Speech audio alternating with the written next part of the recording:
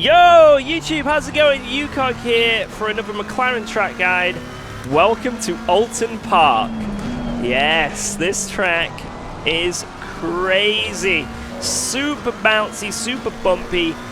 If you run over the white line, immediately it's a track cut. So let's get into it. Hard on the brakes into turn one.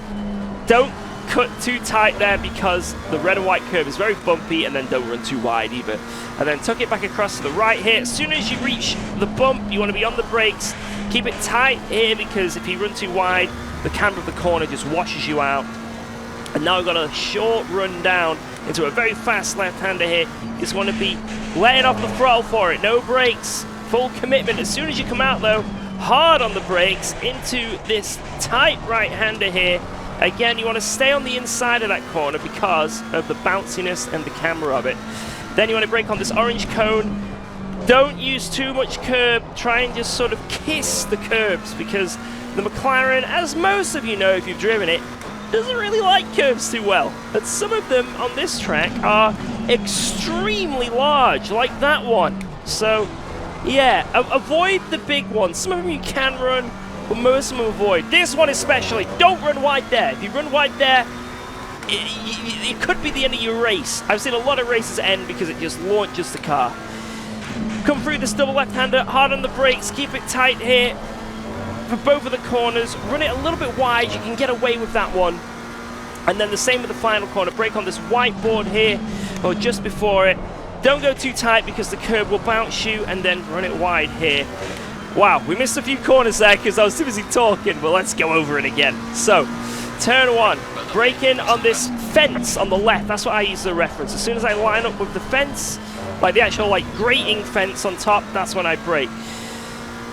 Tuck it back right, brake just as I'm about to fall off that hill, that crest, power it round. Use all the track there on the exit. Short run down here.